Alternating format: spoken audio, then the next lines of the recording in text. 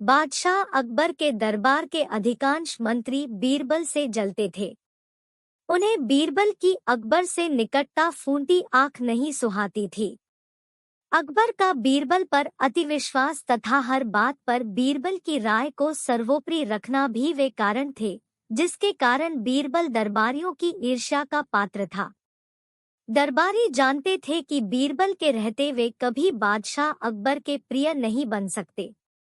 एक बार उन्होंने बीरबल को अपने रास्ते से हटाने की साजिश की। इस साजिश में उनका सहायक बना बादशाह अकबर का नाई।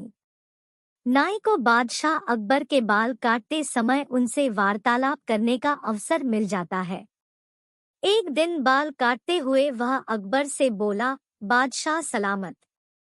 कल रात मैंने एक सपना देखा जिसमें आपके अब्बा हुजूर मुझे दिखाई दिए। अपने पिता की बात सुनकर अकबर भावुक हो गए। वे बहुत छोटे थे जब उनके पिता की मृत्यु हुई थी।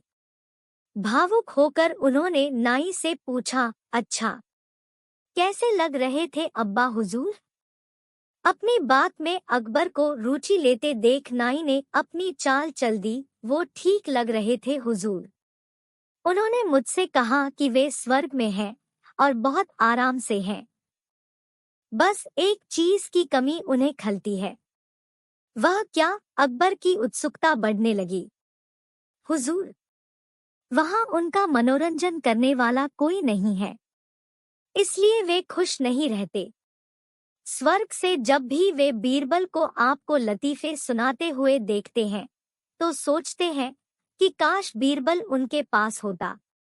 उन्होंने आपके लिए पैगाम भिजवाया है कि बीरबल को उनके पास स्वर्ग भिजवा दिया जाए। बीरबल अकबर को अति प्रिय थे, लेकिन अपने पिता की इच्छा पूरी करने के लिए उन्होंने निर्णय लिया कि वे बीरबल को अपने पिता के पास स्वर्ग भेज देंगे। अगले दिन उन्होंने बीरबल को अपना फरमान सुना दिया। बीरबल अकबर का फरमान सुनकर हैरान रह गया। पूछने पर अकबर ने नाई के स्वप्न की बात बीरबल को बता दी। बीरबल को समझते तनिक भी देर न लगी कि ये दरबारियों की उसके खिलाफ साजिश है और इस साजिश में नाई भी उनके साथ है। लेकिन अकबर के आदेश की अवहेलना करने का साहस उसमें नहीं था।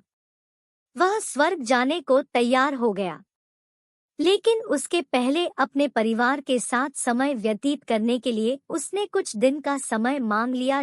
घर पहुंचकर उसने सारी बात अपनी पत्नी को बताई, जिसे सुनकर वह चिंतित हो गई। लेकिन बीरबल इस विपत्ति से निकलने की एक योजना बना चुका था। योजनानुसार अपनी पत्नी के साथ मिलकर उसने अपने घर के आंगन में एक कब्र खोद ली, साथ ही उस कब्र के भीतर से अपने शयन कक्ष को जाती एक सुरंग भी निकाल ली।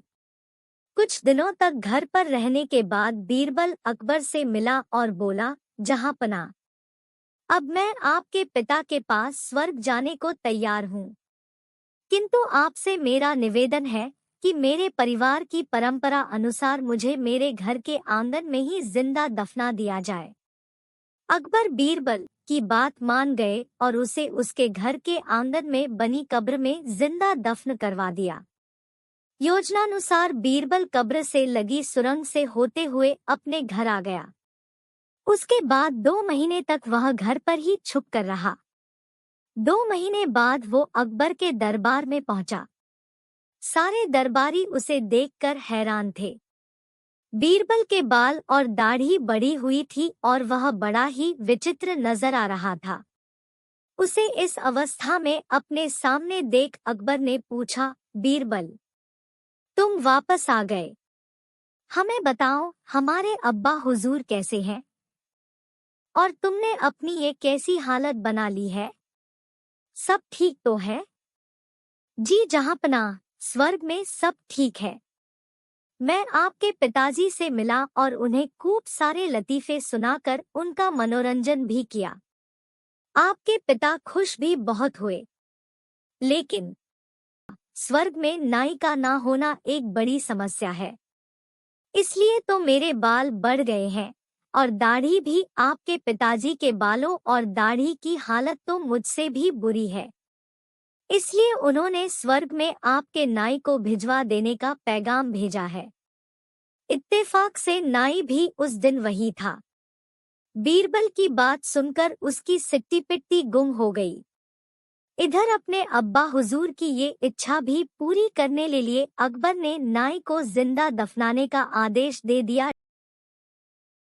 आदेश सुनकर डर के मारे नाई अकबर के पैरों पर गिर पड़ा और बीरबल को फंसाने की योजना और उसमें शामिल मंत्रियों के बारे में अकबर को सब कुछ बता दिया।